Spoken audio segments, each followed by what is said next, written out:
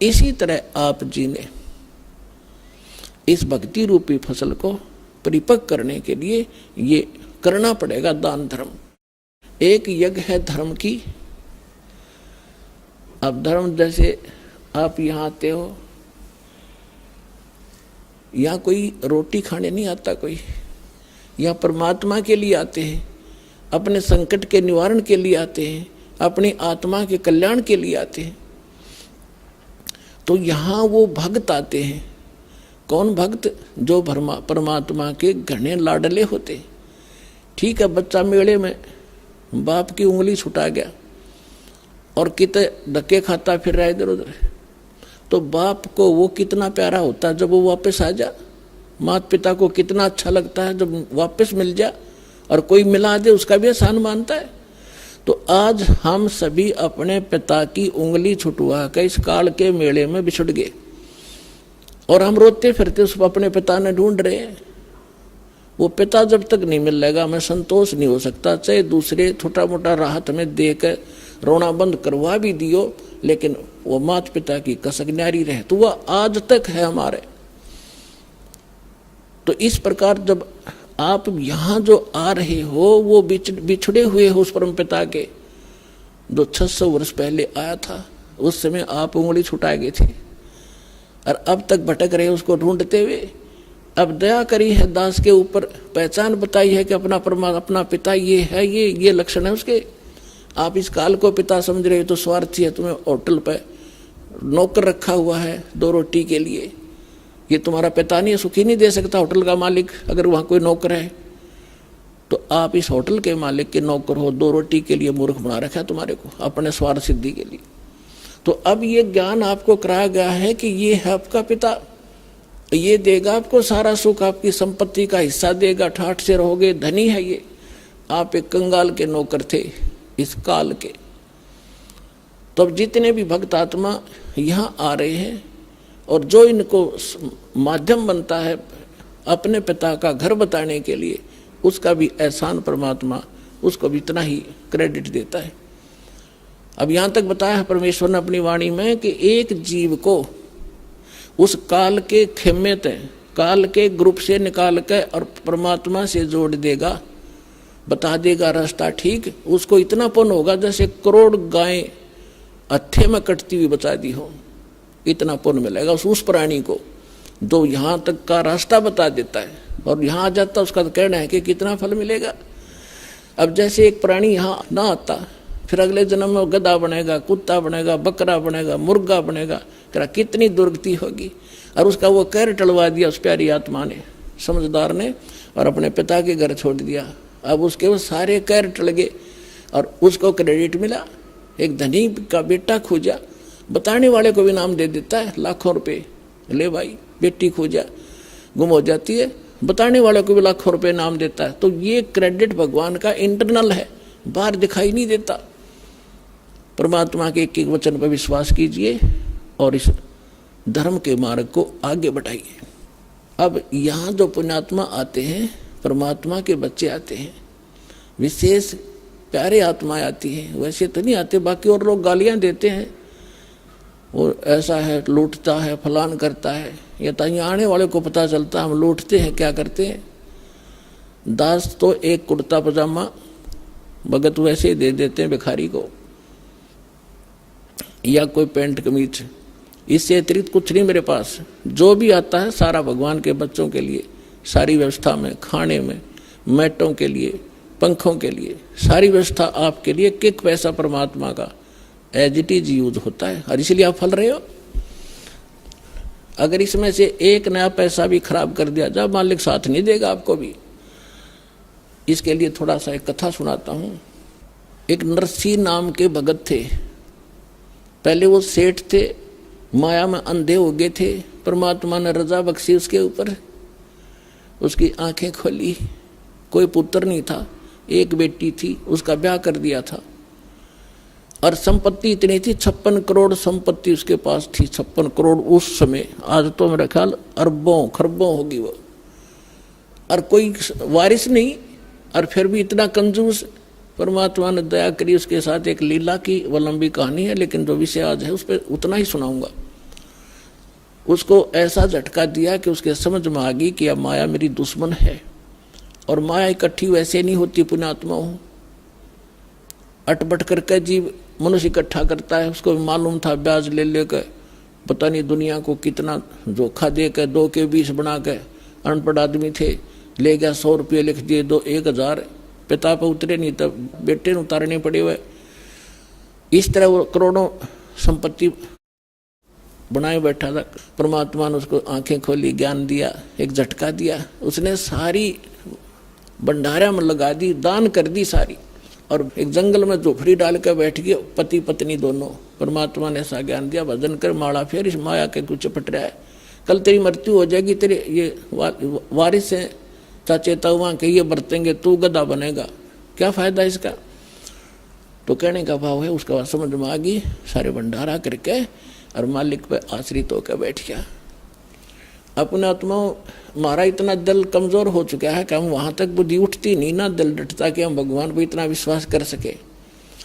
जैसे कहते हैं कि तुलसी बेरुआ बाग में, तुलसी बेरुआ बाग में सीचत भी मुरझावे, राम भरोसे जो रहे वो पर्वत पर लहरावे।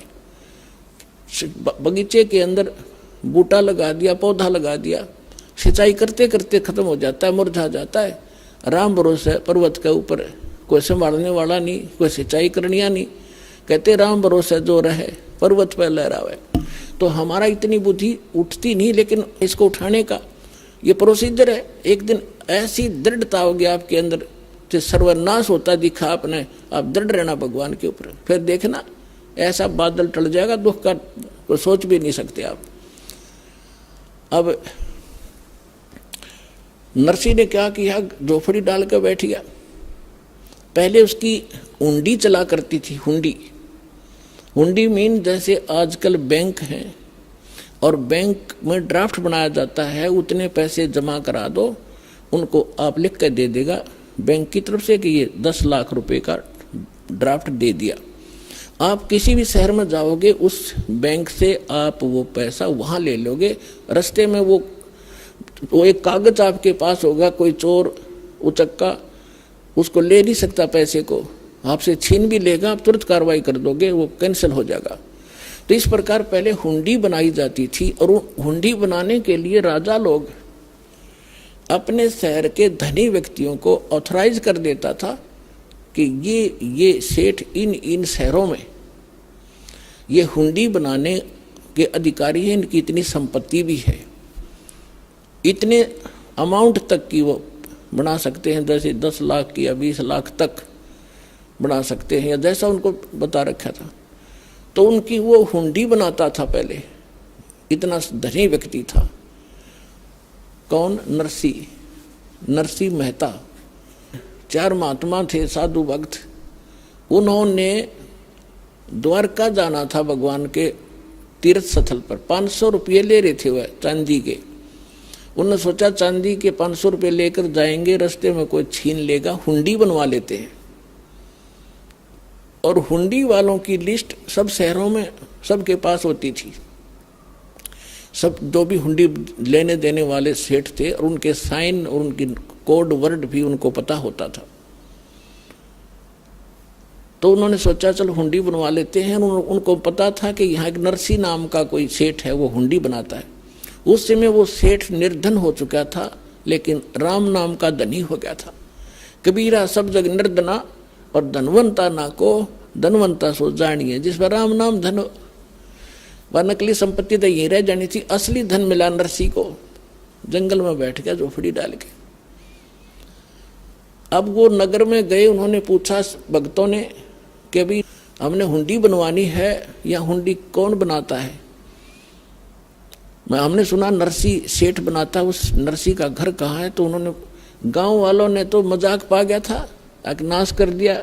अब समाज का, संसार और भगत का, जगत और भगत के विचारों में और क्रियाओं में अंतर होता है दिन और रात का, इसलिए उनके मतभेद सदा से बने हुए हैं।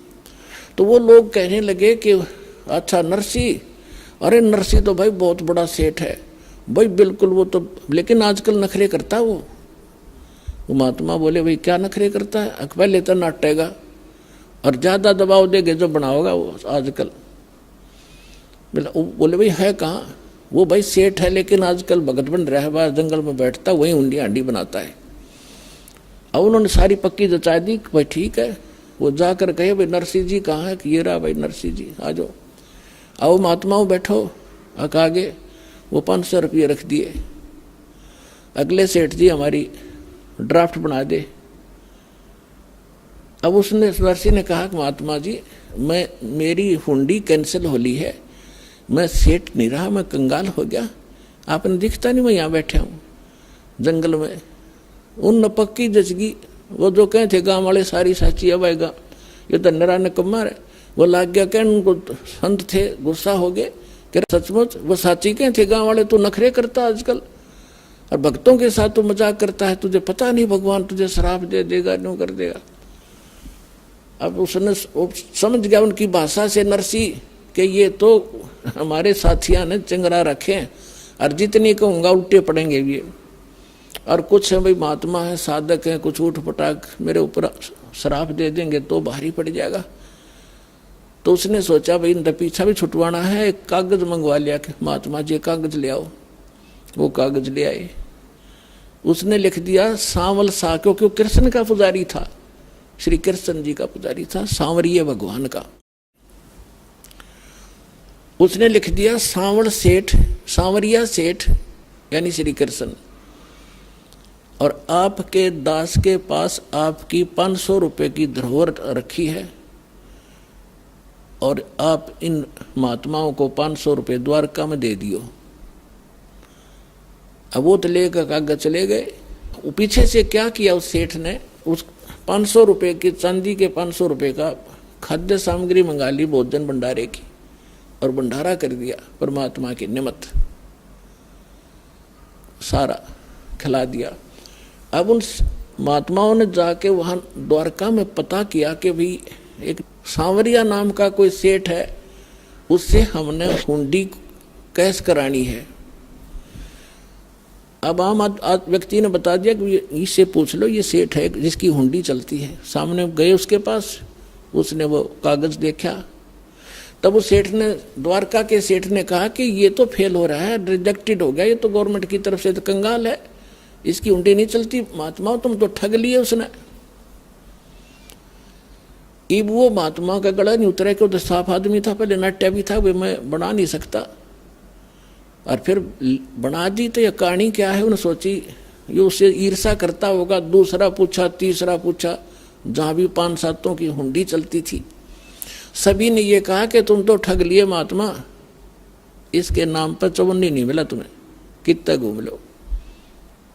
अब उनको बड़ा दुख हुआ कि भाई, और ये भी नहीं उलाना भी नहीं दे सकते, नरसिंह ने ठग लिया, तो नाट्य था भाई। अब उनको ये भी मालूम था ऐसा भगत है तो पैसे नो के नो पाओगे हमारे सुरक्षित वहां पर।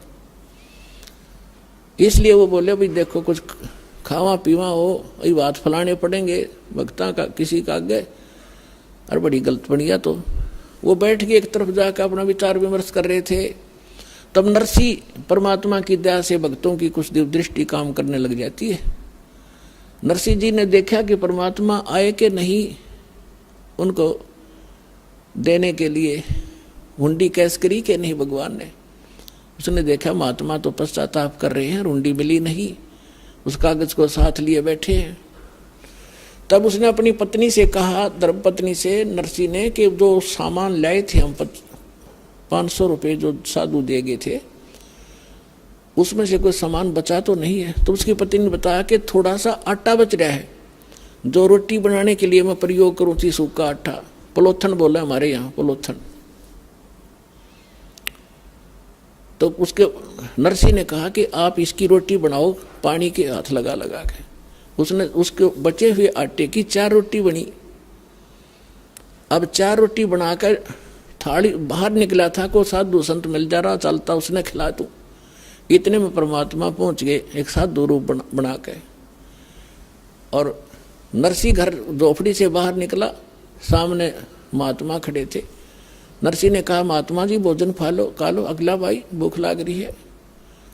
अब 4 रोटी उसको चारों की चारों रख दी और रोटी खा के महात्मा जी चले गए। परमात्मा कहते सोचल छिदर मैं करूं अपने जन के काज, अब थोड़ी देर में देखा तो क्या हुआ कि परमात्मा पहुंच गए मारवाड़ी सेठ बनके, लंबा इतना बड़ा साफा, कान में कलम और काख में वो पैड बई और धोती जैसे राजस्थानी बांध अगर दो लांगड़ की, और वो पहुंच गए वहां पर मारवाड़ी सेठ बनके और कहने लगे महात्मा जी कैसे बैठे हो।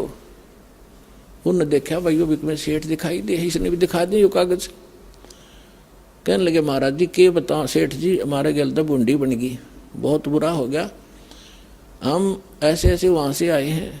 एक नरसी नाम का सेठ था, अब उसने सारी बता दी, वो नाट्य भी था पर हमने जबरदस्ती कर दी, उनको घना तंग कर दिया। उसने यू कागज बना दिया एक सावल नाम के सेठ का नाम पर, यहाँ कोई सेठ है को नहीं, इतना तो हमें यकीन है कि पैसे हमारे सुरक्षित पाएंगे, लेकिन अब हमारा तो काम बिगड़ गया, यह गलती तो हमारी ही है, हमने उसके साथ जबरदस्ती की। और यहां पता चला कि सावल नाम का कोई सेठ है नहीं, ये नाम झूठा कैसे लिख दिया। तब वो कहने लगा, अरे भगत झूठ बोला करें कदे। परमात्मा खड़े थे कि भगत कभी झूठ बोलते हैं, महात्मा तुमने ये कैसे कह दिया, मैं हूं सावल सा सेठ, न तुम्हारा कागज, आ जाओ मेरी दुकान पे, चलो पैसे दूंगा।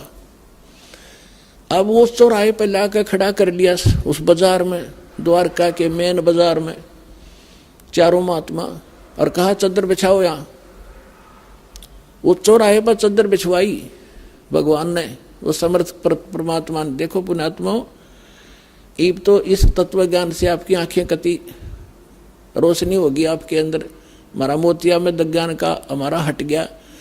गीता अध्याय नंबर 17 के श्लोक नंबर 16 और 17 में 3 पुरुष है, एक सरपुरुष एक अक्षर पुरुष, 16वें श्लोक में। उनमें बताया कि दोनों ये भगवान भी और इनके अंतर्गत प्राणी सारे नाशवान है। उत्तम पुरुष है तो अन्य 17वें श्लोक में किया 15वां अध्याय में, उत्तम पुरुष है तो अन्य परमात्मा इति उदाहरत, ये लोक त्रयम आविश्य विवर्ती अवैश्वर है। वो श्रेष्ठ भगवान थे, इन दोनों से और है, अन्य ही है, उसको परमात्मा कहते हैं। और वही तीनों लोकों में प्रवेश करके सबका धारण पोषण करता है। इन ब्रह्मा विष्णु महेश्वर की जो दिक्कत आती है तो भी वही आकर उनको संभालता है। वो वही परमात्मा है जो पूरे विश्व के प्रत्येक प्राणी को उसका वर्कडन भी देता है और उसकी सुरक्षा भी करता है, जो भक्ति करता है। लेकिन वो भगवान क्रेडिट का भूखा नहीं है, वो ये चाहता था कि इस कलयुग तक, इस जब कलयुग 5500 बीतेगा, यहाँ तक इनमें भगवान की आस्था बनी रहे। ये चाहे किताब पत्थर पर माथा टेकते हो और उनका कोई शुभ संस्कार कोई दिक्कत आती है, वहाँ भी सुख दिया भगवान ने जाके। एक उदाहरण है, महाभारत में प्रकरण आता, टटीरी पक्षी थी, उसने कुरुक्षेत्र के मैदान में अंडे उत्पन्न कर दिए। उधर से ये युद्ध का समय सद गया, 18 करोड़ सेना इकट्ठी होगी और नाद भयंकर गूंज होने लगी, वह डर गई। अब उसने भगवान याद किया, हुआ तो नाम नो भी ना जाना चाहिए राम कृष्ण कौन है, कौन भगवान है। तो उसने परमात्मा याद किया, हे भगवान मेरे बच्चे, हे परमात्मा मेरे बच्चे, मेरे अंडों का क्या होगा। वो पिछले जन्म की भक्त नहीं थी और कोई दुष्कर्म किसी विशेष पाप कर्म के कारण वो योनि भोग रही थी पाप की, वो पक्षी की। तो परमात्मा ने ऐसा साधन बनाया कि वहाँ पर एक बहुत बड़ा 88,000 मन का एक हाथी का घंटा डाल दिया, जैसे मंदिरों में छोटी छोटी होती, वो बहुत बड़ी थी। और वहाँ पर 18 करोड़ व्यक्ति इकट्ठ कर मर गए, अग्निबाण छूटे, सबके में कत्लेआम हो गया, उन अंडों के आंच नहीं लगने दी। अब ये हमारे को कथा सुनाने वाले कहते थे श्री कृष्ण जी ने रक्षा कर दी। श्री कृष्ण जी अपने कुल की रक्षा ना कर सका, जब अंत में उसकी वीरान मिट्टी हुई, सारे मर गए कट कर उसके आगे, और आप मर गया तीर से। तो अब वहां कौन भगवान था? बेशक क्रेडिट कृष्ण जी को मिला रहा, लेकिन हम भगवान पर आश्रित रहे कि भगवान ऐसा करता है और वो इतना ही चाहता है। ईब सामने आ जाएगा आपके कौन है वो भगवान और कौन करता था ये काम।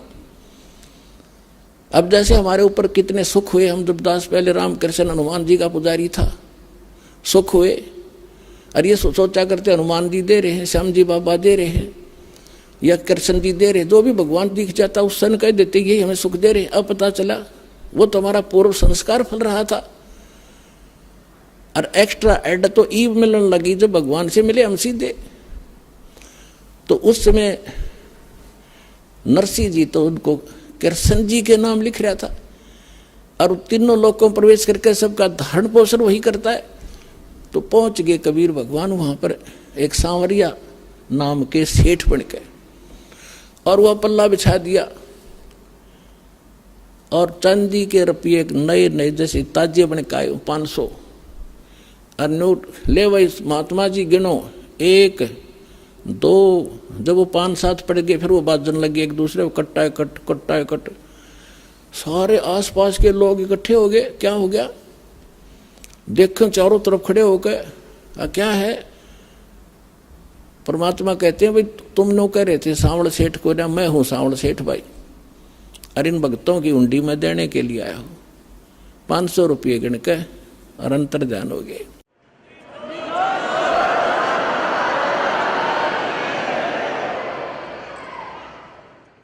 रोटी 4 भारिया गाली, नरसी जी की हुंडी जाली। नरसी की पत्नी ने भारिया ने वो 4 रोटी बनाई बचे हुए आटे की। 500 रुपये का जो दान हुआ था उसने अपनी रोटी जरूर खाई थी भंडारे में उस दिन, लेकिन वो बच गया था 4 रोटी। वो भी जब तक वितरित नहीं होली भगत को राहत नहीं मिली। दास इन फार्मूल से खूब परिचित है। 1 नया पैसा भी आपका यहाँ व्यर्थ नहीं जाएगा, नहीं तो आपको क्रेडिट नहीं मिलेगा। और ये इतना बड़ा आप देख रहे हो यहाँ क्या हो रहा है, और भी आपने खूब देखा होगा, बुद्धिमान हो, बार बार कहने की आवश्यकता नहीं।